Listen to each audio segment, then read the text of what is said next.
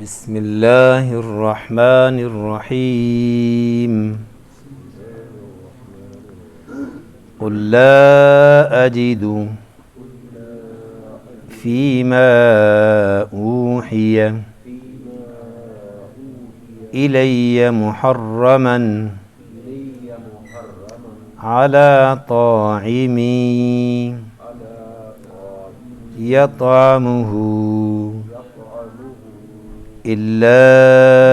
أن يكون ميتة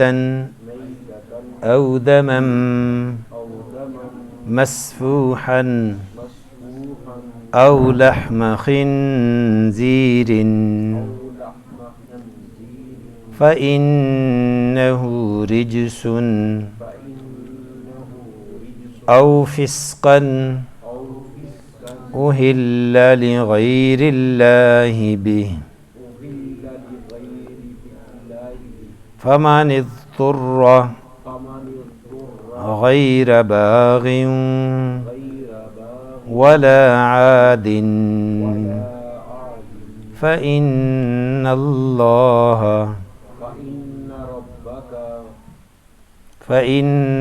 ربك غفور رحیم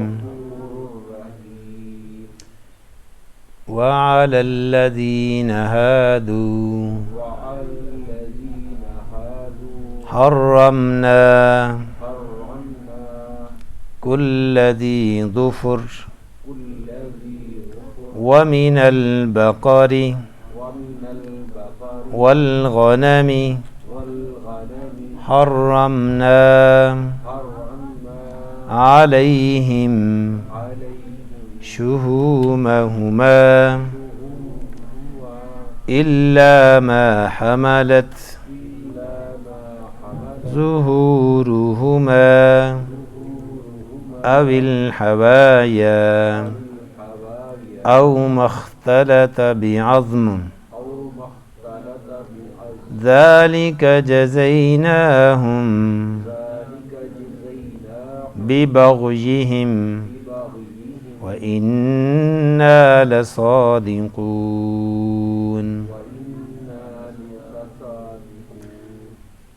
یہ سورہ انعام آیت نمبر 145۔ اس میں موضوع تو تقریباً وہی جو پہلے سے چل رہا ہے کہ اللہ تبارک و تعالیٰ نے جو مکہ کے لوکل کلچر میں، ان کے رسم و رواج میں بہت ساری غیر اسلامی رسمیں شامل تھیں، اور ان میں ان کے کھانے پینے کا سٹائل بھی شامل تھا کہ بہت ساری چیزوں کو انہوں نے اپنے اوپر حرام کیا ہوا تھا، اور بہت ساری اللہ کی حرام کردہ چیزوں کو انہوں نے اپنے اوپر حلال کر دیا تھا۔ یعنی اپنی ڈیزائر، اپنی جو تمنا ہے یا خواہش ہے، اس کے مطابق زندگی گزارنا، یہی تو شرک ہے کہ ہماری زندگی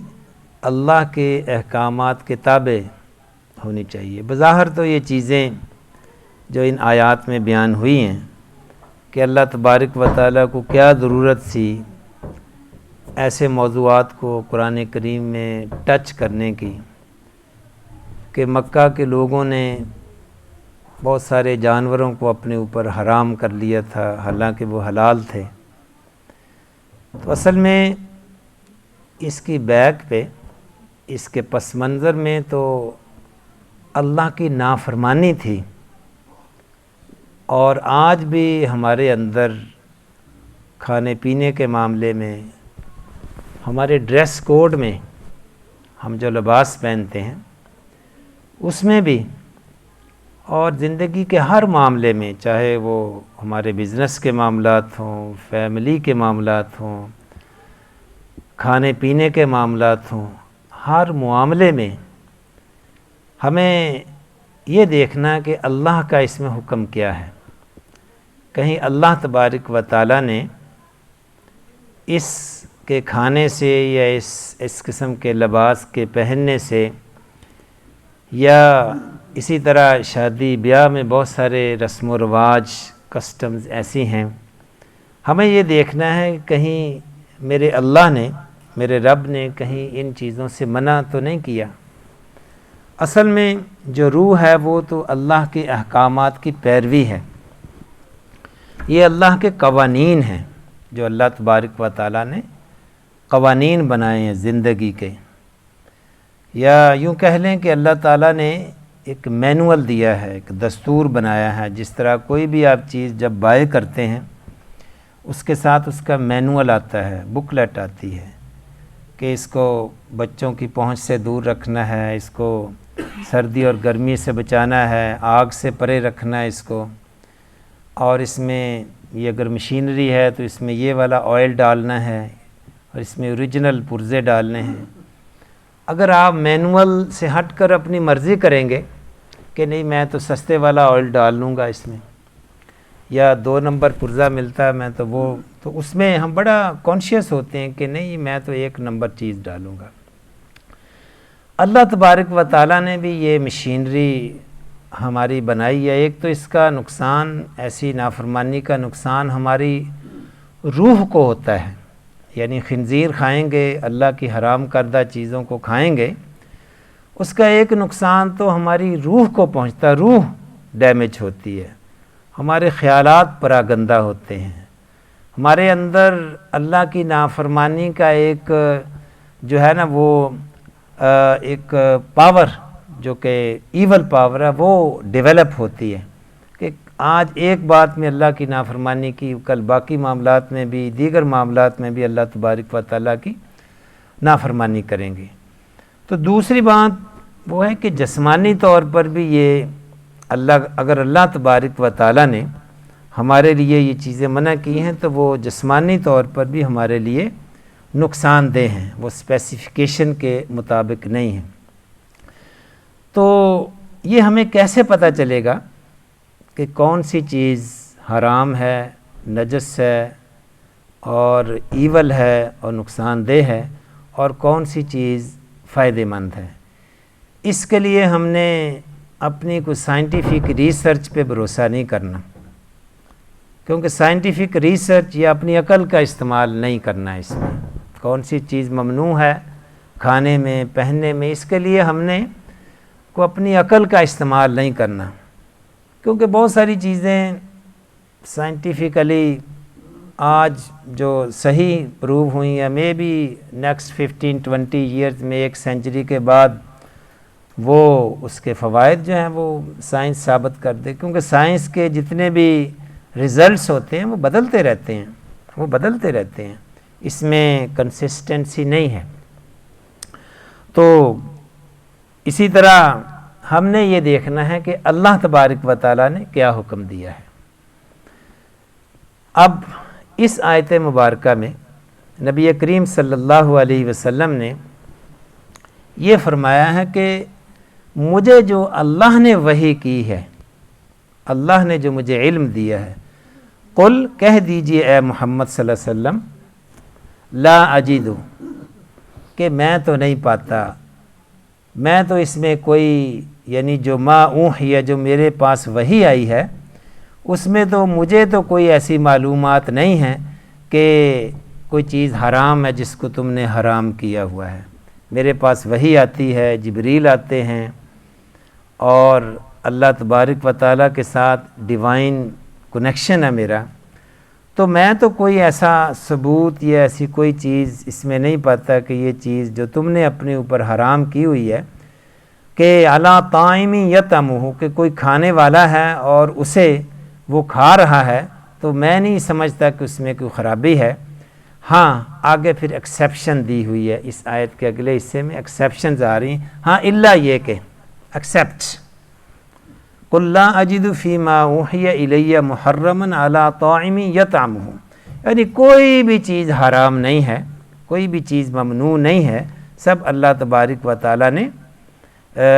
چیزیں کھانے پینے کے لیے بنائی ہیں۔ اللہ تبارک و تعالیٰ نے جو ممنوع اشیاء ہیں وہ بہت تھوڑی ہیں، کیونکہ تصور کریں اگر اللہ تبارک و تعالیٰ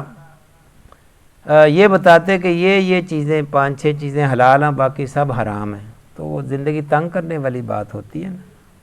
اللہ تبارک و تعالیٰ نے حرام چیزوں کی، ممنوعہ چیزوں کی لسٹ دی ہے جو کہ 5-6 بنتی ہیں، اور باقی سب جو ہے وہ جو بھی ہے اس کے علاوہ وہ حلال ہے، تو زندگی آسان کر دی گئی ہے۔ تو اگر ہم اپنی طرف سے اس لسٹ میں اضافہ کریں، اگر ہم اپنی طرف سے اس لسٹ میں اضافہ کر لیں کہ یہ چیزیں یہ بھی حرام ہے، یہ بھی حرام ہے، یہ بھی حرام ہے، تو اپنی زندگی مشکل کرنے والی بات ہے نا۔ اس کا نقصان یہ ہوگا کہ پھر ممکن ہے ہم تو اپنی زندگی مشکل میں گزار لیں، لیکن ہر انسان تو ایسا نہیں ہوتا۔ اگلی نسلیں مثلا بچے ہی ہیں، میں بھی ممکن ہے ہم، اللہ تبارک و تعالیٰ نے جیسے 50 نمازیں بھیجی تھیں، اگر 50 ہوتی تو ممکن ہے کچھ لوگ پڑھ لیتے، نبی کریم صلی اللہ علیہ وسلم خود تو پڑھ لیتے، لیکن صحابہ بھی پڑھ لیتے شاید، لیکن آج ہمارے لیے کتنی مشکل ہوتی، کوئی جاب کام کرنا مشکل ہوتا اگر 50 نمازیں۔ اللہ تعالیٰ نے آسانی پیدا فرمائی، اس میں کمی کی۔ اور اسی طرح ہم اپنے بچوں کو جب دین کی تعلیم دیتے ہیں اور دوسروں کو بھی جب دین کی تعلیم دیتے ہیں، تو جو دین نے اسلام میں آسانیاں پیدا کی ہیں وہ بتائی جائیں، لوگوں کو بشارتیں دی جائیں، خوشخبری دی جائے، دین کو مشکل بنا کر نہ پیش کیا جائے کہ یہ بھی ممنوع ہے، یہ بھی ممنوع ہے، یہ بھی ممنوع ہے۔ اپنی زندگی بھی مشکل ہوتی ہے، اس مشکل بنانے کا ایک پھر رد عمل بھی ہوتا ہے۔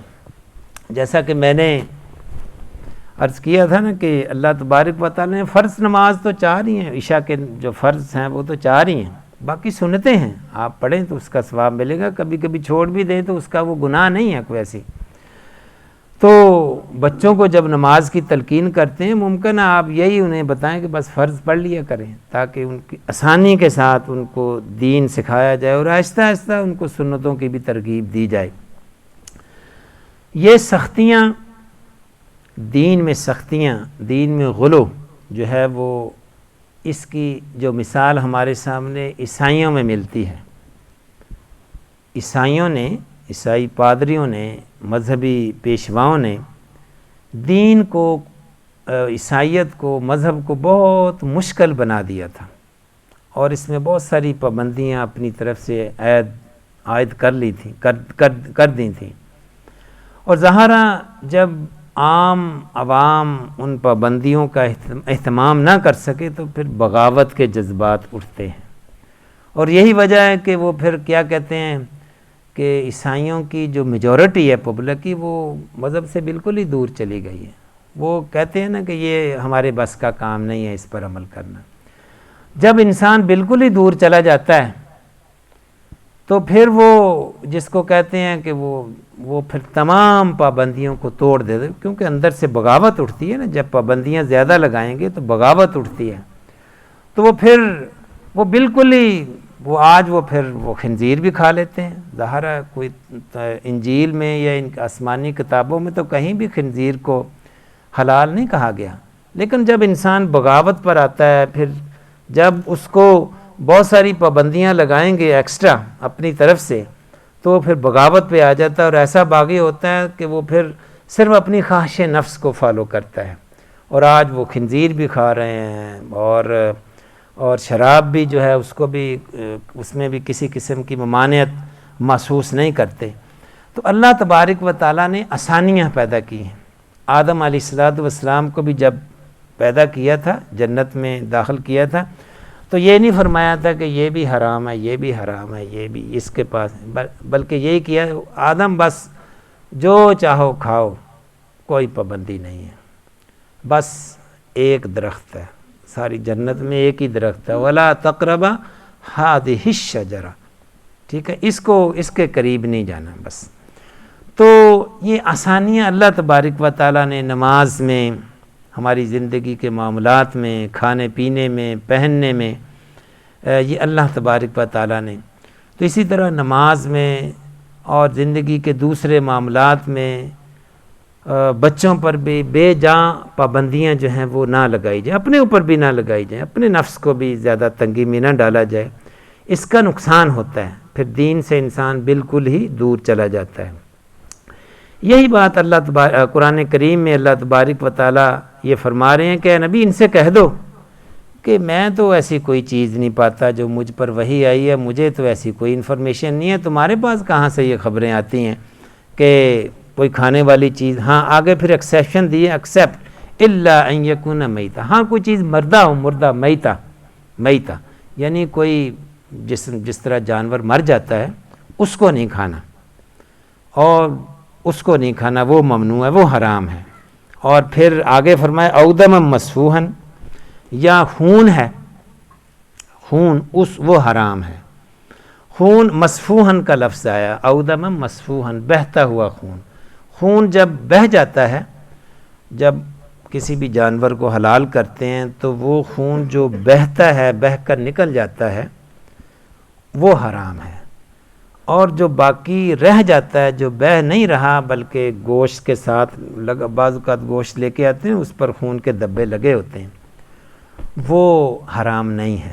تو اللہ تبارک و تعالیٰ نے صرف خون کا ممنوع نہیں بلکہ فرمایا او دما مسفوحن، مسفوحن یعنی کہ وہ خون جو بہہ رہا ہو۔ جب حلال کرتے ہیں، سلاٹر کرتے ہیں تو خون بہہ کر وہ باہر نکل جاتا ہے۔ تو اسی طرح تیسری چیز اللہ تبارک و تعالیٰ نے اس آیت مبارکہ میں جو لسٹ میں دی ہے، او لحم خنزیر، یعنی سور کا گوشت، وہ حرام ہے۔ فإنہ رجس، یہ ضروری نہیں کہ یہ مکمل لسٹ ہے، سو یہ صورت کیونکہ مکہ میں نازل ہوئی، سورہ انعام یہ مکی صورت ہے، اور بہت ساری چیزیں جب آپ صلی اللہ علیہ وسلم مدینہ میں تشریف لے گئے تھے، بہت ساری چیزیں سورہ مائدہ میں اور لسٹ دی گئی ہے، سورہ نحل میں ایک اور لسٹ دی گئی ہے، تو بہت ساری چیزیں بعد میں اس لسٹ میں اضافہ بھی ہوا۔ نبی کریم صلی اللہ علیہ وسلم نے ایک حدیث میں بھی کچھ جانوروں کو حرام قرار دیا ہے۔ تو اس طرح یہ لسٹ، اس کو یہ نہ سمجھیں کہ یہ حتمی لسٹ ہے، یہ ابتدائی آیات ہیں۔ جس طرح شراب کی ابھی ممانعت نہیں ہوئی، شراب کی ممانعت پہلی آیت میں ہوئی کہ بس پی لیا کرو لیکن نماز کے دوران نہ پیا کرو، تو پھر بعد میں بتدریج یہ احکامات آ رہے ہیں۔ تو کہنے کا مطلب یہ ہے کہ اس لسٹ کو حتمی نہ سمجھا جائے۔ فَإِنَّهُ رِجْسٌ، اور سور کے بارے میں اللہ تبارک و تعالیٰ فرماتے ہیں کہ یہ ناپاک ہے، گندہ ہے، اس میں یعنی کہ اس کی عادتیں گندی ہیں، یا اس کا پھر اخلاق پر بھی اثرات اس کے مرتب ہوتے ہیں۔ یہ خنزیر کے بارے میں اللہ تبارک و تعالیٰ نے یہ اضافی چیز فرمائی، یہ ناپاک ہے۔ او فسقن احل لغیر اللہ بہ، اگلی چیز جو حرام قرار دی گئی ہے کہ یا حکم عدولی کرتے ہوئے، گناہ کرتے ہوئے، فسق کرتے ہوئے کہ اللہ کے نام، اللہ کے علاوہ کسی کا نام لے کر کوئی جانور اگر ذبح کیا جائے، ہوتا ہے نا بتوں کے نام کرتے ہیں یا کوئی اور پیروں فقیروں کے نام کر دیتے ہیں، یہ بھی شرک ہے۔ اللہ کے نام، بسم اللہ اللہ اکبر، اللہ ہی کے نام پر جو ہے وہ جو جانوروں کو حلال کیا جائے تو وہی حلال ہے، اگر اس کے علاوہ کوئی کیا جائے تو وہ حلال نہیں ہے۔ اور پھر ایک اور چیز بھی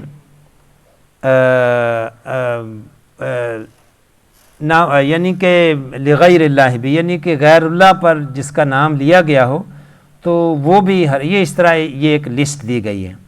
لیکن آگے پھر کچھ ایکسیپشن دی گئی ہیں۔ بعض اوقات یہ جو لسٹ دی گئی ہے ان میں سے بھی بعض اوقات انسان کو اگر کہیں سے کوئی کھانے پینے کو کوئی چیز نہ ملے تو پھر وہ ان حرام چیزوں کو بھی کھا سکتا ہے۔ فمن اضطر، یعنی اضطراری کیفیت، ضرورت، یعنی لفظ ہم استعمال کرتے ہیں نا اردو میں ضرورت یہ ہے، ضرورت یہ نہیں ہے کہ بس بھوک لگی ہے بس انتظار میں ہے کہ چلو آج موقع ملا ہے یہ خنزیر کا گوشت بھی ٹیسٹ کرتے ہیں، یہ ایسی نیت نہ ہو، ضرورت اضطراری کیفیت ہو۔ فمن اضطر، یعنی کوئی ضرورت میں آ پڑے، کوئی بالکل بھوک سے مرا جا رہا ہے، کہیں کھانے کو کچھ مل ہی نہیں رہا، کسی ایسی جگہ ہے جنگل میں ہے تو وہاں کوئی اور چیز میسر ہی نہیں ہے، تو وہاں ان حرام چیزوں میں سے کوئی مرا ہوا جانور، جو بھی کوئی غیر اللہ کے نام پر بھی سلوٹر کیا گیا ہو، کسی جگہ سے میسر آ جائے، خنزیر بھی میسر آ جائے، تو پھر جان بچانے کے لیے وہاں، کیونکہ انسانی جان کی اہمیت سب سے زیادہ ہے، تو یہی بات اللہ تبارک و تعالیٰ نے آگے آسانی کی خاطر اس آیت میں فمن اضطر، ہاں جو مجبور کر دیا گیا ہو، جو اضطراری کیفیت میں ہو، وہ ان چیزوں کو کھا سکتا ہے، لیکن اس کے لیے آگے پھر 2 شرائط بھی رکھ دی ہیں، غیر باغ ولا عاد، یعنی باغ عاد ہوتا ہے،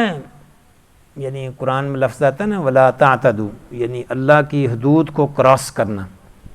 اور باغ بغاوت، یعنی دل میں نفس کے اندر بغاوت کا جذبہ نہ ہو، اللہ کی نافرمانی کا یہ خیال نہ ہو کہ چلیں آج اللہ کی نافرمانی کرنے کا موقع ملا ہے، یعنی نہ چاہتے ہوئے دل کے ساتھ کھایا جائے، تاکہ جان بچانے کے لیے مزے لے کر پھر وہ نہ، اور ضرورت بھی ایسے نہ بنا لی جائے، اضطراری کیفیت بھی ایسے نہ بنا لی جائے کہ آپ یورپ میں پھر رہے ہیں، وہاں جو ہے وہ حلال گوشت نہیں مل رہا کہیں، تو وہ چلیں کہ یہ جی آج پھر یہی کھاتے ہیں، تو پہلے سے اندر ایک بغاوت کا یا نافرمانی کا یا خواہش نہ ہو ایسی، باغ غیر باغ، یعنی بغاوت کا جذبہ نہ ہو، نافرمانی کا جذبہ نہ ہو، اور کیونکہ ان دنوں جن دنوں یہ چیزیں نازل ہوئیں، کیونکہ لوگ زیادہ تر شکار کرتے تھے اور جنگلوں میں سفر کرتے تھے،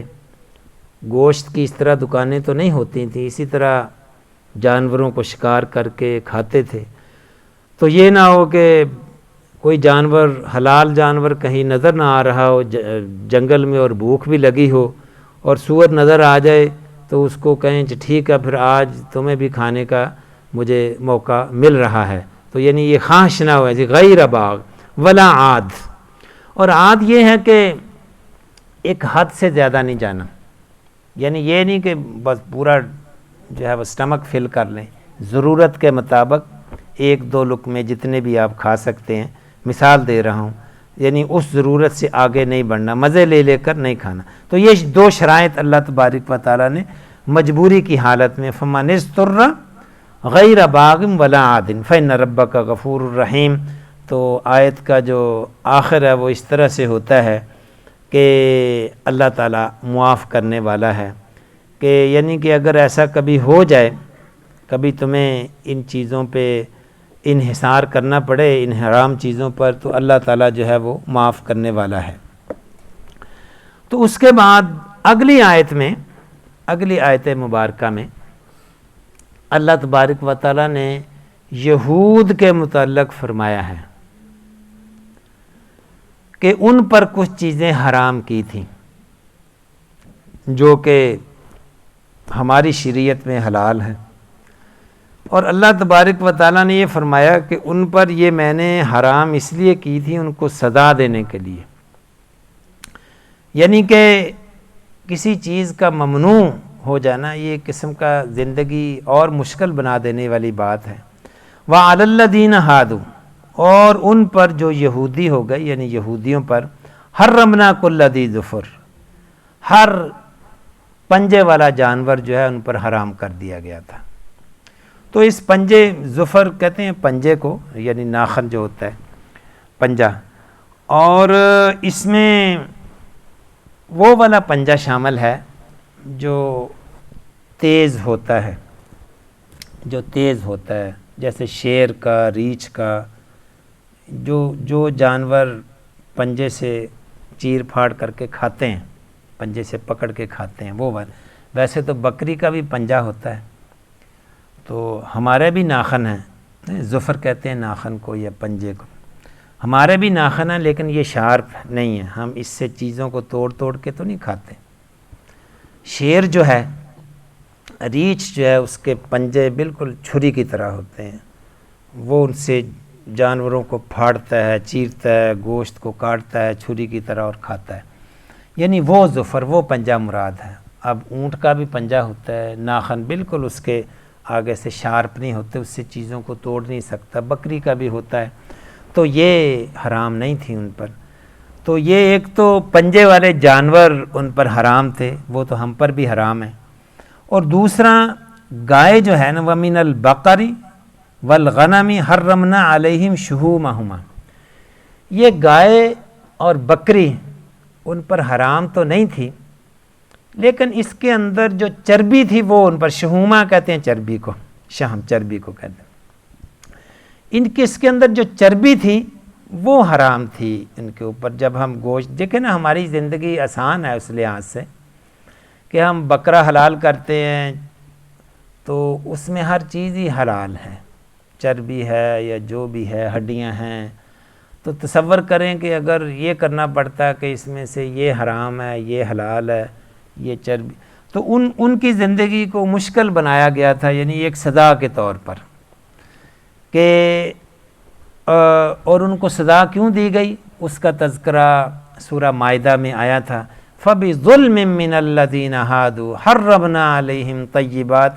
یہ اور آیت ہے جو سورہ مائدہ میں آئی ہے،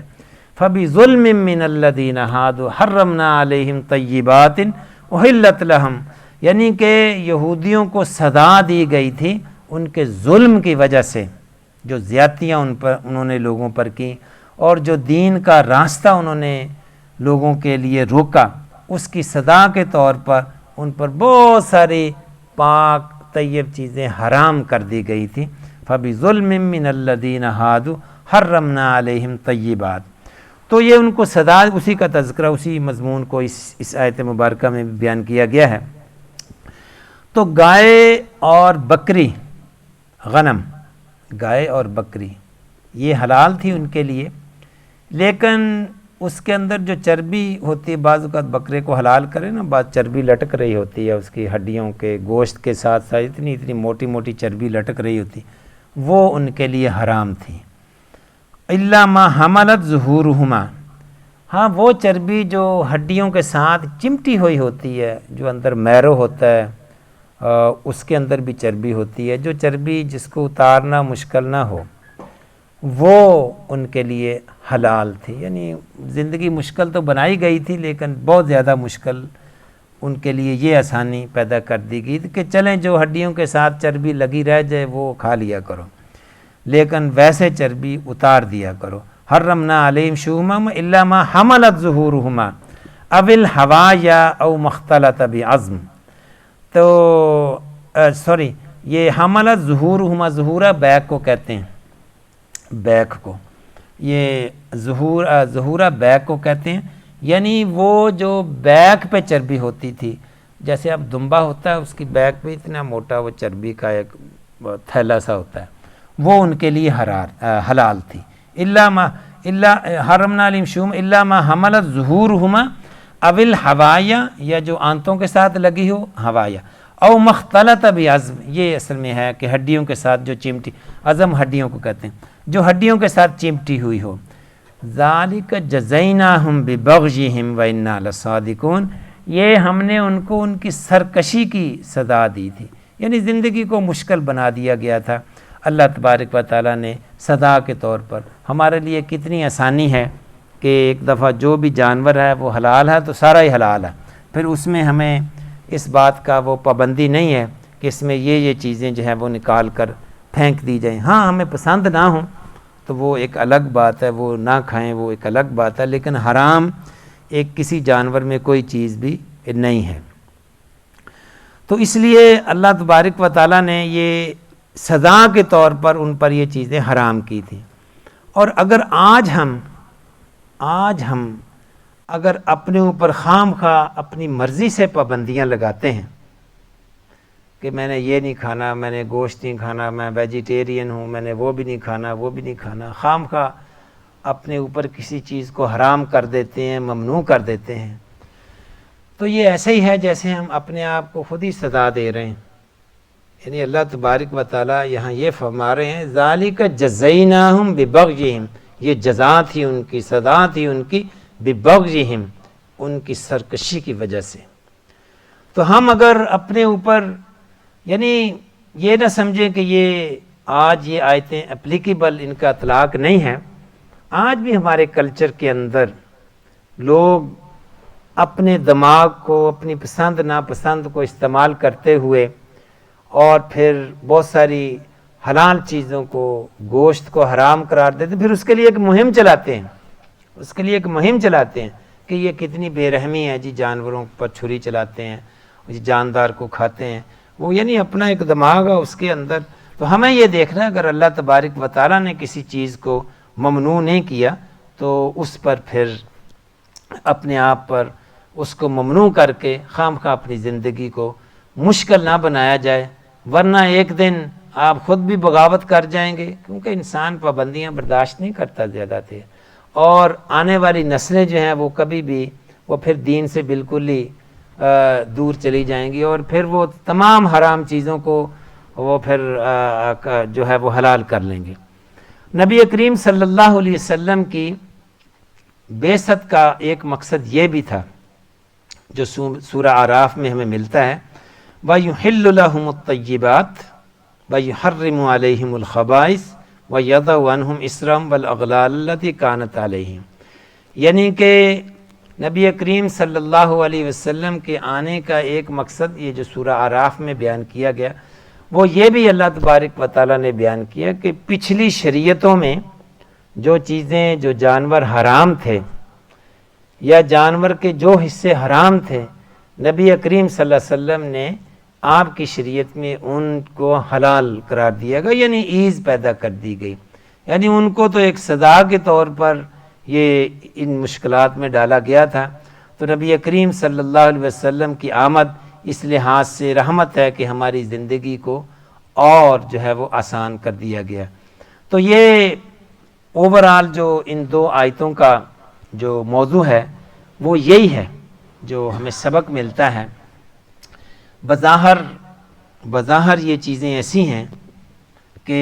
لگتا ہے کہ جی اللہ تبارک و تعالیٰ کیوں اتنی تفصیل میں جا رہے ہیں کہ یہ چربی ہے، جو پیچھے چربی ہے وہ حلال ہے، یہ حرام ہے۔ اصل بات تو یہ ہے کہ اللہ یہ دیکھنا چاہتا ہے کہ اس کی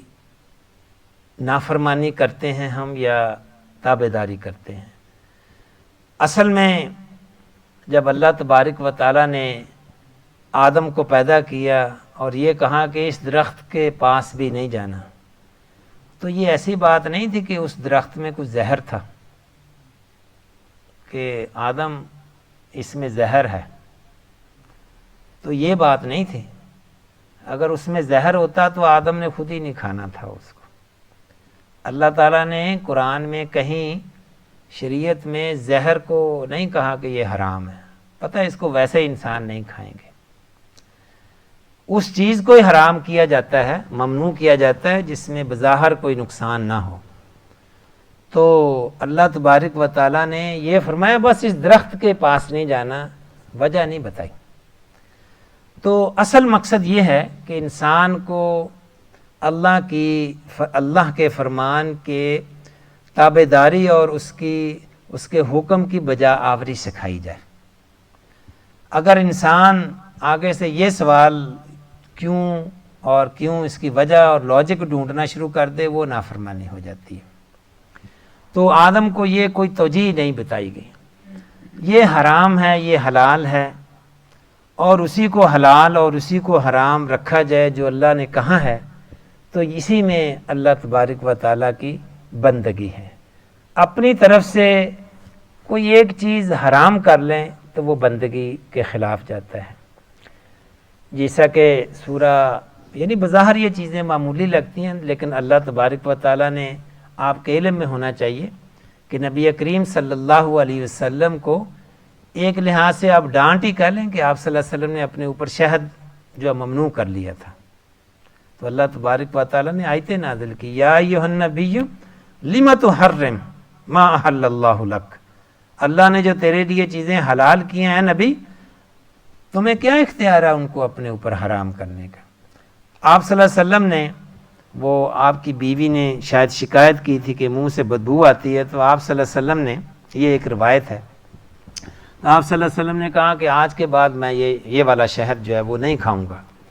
ممنوع قرار دے دیا تھا۔ تو اللہ تبارک و تعالیٰ نے اس کے لیے تنبیہ فرمائی سورہ تحریم کے شروع میں، یا ایھا النبی لم تحرم ما احل اللہ لک، یعنی یہ معمولی باتیں نہیں ہیں۔ زندگی میں جو چیزیں ممنوع ہیں ہمیں یہ دیکھنا ہے کہ کیا اللہ نے ممنوع کی ہیں۔ زندگی میں جو ہم پسند کرتے ہیں چیزیں، ہم نے یہ دیکھنا ہے کہ اللہ نے اس کی اجازت دی ہے۔ پھر آگے سے سوالات نہیں کرنے کہ اس میں کیا خرابی ہے جی۔ بعض اوقات وہ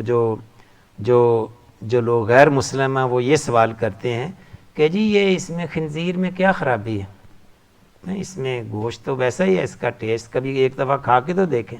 نہیں، اللہ نے حرام کیا ہے، ہم نے یہ نہیں دیکھنا، ہم نے یہ نہیں، اگر اللہ نے منع کر دیا تو منع ہو جائے، اگر اللہ نے کسی درخت کے پاس جانے سے منع کر دیا تو اس سے منع ہو جائے، پھر یہ نہیں دیکھنا کہ یہ نقصان دہ ہے یا نہیں ہے۔ اور اسی طرح شراب اللہ نے ممنوع کر دی ہے، اور بہت سارے لوگ یہ کہتے ہیں کہ اس میں فائدے ہیں جی، اس میں جو ہے وہ بڑا اچھا ہے، یہ ہارٹ کے لیے بڑی اچھی ہے۔ اللہ تبارک و تعالیٰ نے اس کی نشاندہی بھی کر دی کہ اس میں فائدے بھی ہیں۔ وہ وَيَسْأَلُونَكَ عَنِ الْخَمْرِ وَالْمَيْسِرِ قُلْ فِيهِمَا اسْمٌ كَبِيرٌ وَمَنَافِعُ لِلنَّاسِ، اس شراب میں انسانوں کے لیے فائدے ہیں۔ اللہ تبارک و تعالیٰ نے اس کا تذکرہ قرآن میں پھر بھی منع کر دیا کہ جب اللہ نے منع کر دیا، کیوں منع کیا؟ فِيهِمَا اسْمٌ كَبِيرٌ، اس کی جو خرابیاں ہیں وہ زیادہ ہیں، کتنے گناہ ہیں، کتنی قتل و غارت ہے، کتنے جرائم ہیں، وہ اس لیے ہوتے ہیں کہ لوگ یہ شراب کے نشے میں ہوتے ہیں۔ کتنی ڈیورسز اس لیے ہوتی ہیں، کتنے کبھی آپ کسی بھی ہاسپٹل کی ایمرجنسی میں جائیں، زیادہ تر شراب سے ریلیٹڈ ہی وہ کرائم ہوتے ہیں، لوگ زخمی ہوتے ہیں، لوگ لڑکے آئے ہوئے ہوتے ہیں، ویکینڈ پہ زیادہ، سیٹرڈے سنڈے ایمرجنسی فل ہوتی ہے کسی بھی ہاسپٹل کی، یہ زیادہ تر جو ادھر لوگ ہوتے ہیں زخمی، اور زیادہ تر وہ اس وجہ سے آتے ہیں، وہ لڑائی ہوتی ہے اور وہ شراب کی نشے کی وجہ سے ہوتی ہے۔ قُلْ فِيهِمَا اسْمٌ كَبِيرٌ، اللہ تبارک و تعالیٰ نے اگر منع کر دیا تو وہ نبی کو بھی اختیار نہیں ہے کہ اس کو، اس ممانعت کو اپنے لیے حلال کر لیں اور اس حلال چیز کو اپنے لیے حرام کر لیں۔ تو اس آیت سے پھر اگلی آیت سے اس کا اختتام کرتے ہیں 1-2 منٹ میں۔ فَإِن كَذَّبُوكَ فَقُلْ رَبُّكُمْ ذُو رَحْمَةٍ وَاسِعَةٍ وَلَا يُرَدُّ بَأْسُهُ عَنِ الْقَوْمِ الْمُجْرِمِينَ، کہ اگر وہ جھٹلاتے ہیں، یعنی دین کو جو لوگ جھٹلاتے ہیں، جو اللہ تعالیٰ کے احکامات کی پیروی نہیں کرتے، تو وہ اللہ کی رحمت بہت وسیع ہے، وہ یہ نہ سمجھیں کہ اللہ تعالیٰ پکڑ نہیں کرتا، اللہ تعالیٰ پھر بھی سانسیں چل رہی ہیں، انسان گناہ کرتا ہے، نافرمانی کرتا ہے، پھر بھی سانسیں چل رہی ہیں، پھر بھی اللہ تعالیٰ جاب بھی ملی ہوئی ہے، بزنس بھی چل رہا ہے، صحت بھی اچھی ہے، اور اللہ کی نعمتوں کی جو ہے وہ بھی بارش ہو رہی ہے زندگی میں، نافرمانی بھی کر رہا ہے، تو بندہ یہ نہ سمجھے کہ میں اگر غلط کر رہا ہوں، میں اگر حرام کام کر رہا ہوں تو اللہ تعالیٰ مجھے روک کیوں نہیں دیتا۔ اللہ اصل میں رحیم ہے، کریم ہے، اور وہ انسان کو مہلت دیتا ہے، تو اس لیے ذو رحمت واسعہ ولا یرد بأسہ، لیکن اللہ کا عذاب الٹیمیٹلی ٹالا نہیں جا سکتا۔ فرعون نے بڑی نافرمانی کی، لیکن اللہ تعالیٰ نے یہ تو نہیں کہ پہلے دن ہی اس کی بادشاہت چھین لی، وہ زندگی کے مزے لوٹتا رہا کئی سال تک، لیکن آخر کار تو پکڑا ہی گیا نا۔ اللہ تعالیٰ ڈھیل دیتا ہے، یہ نہ سمجھے کہ میری صحت بھی اچھی ہے، میری زندگی کے معاملات بھی بڑے سموتھلی چل رہے ہیں، تو میں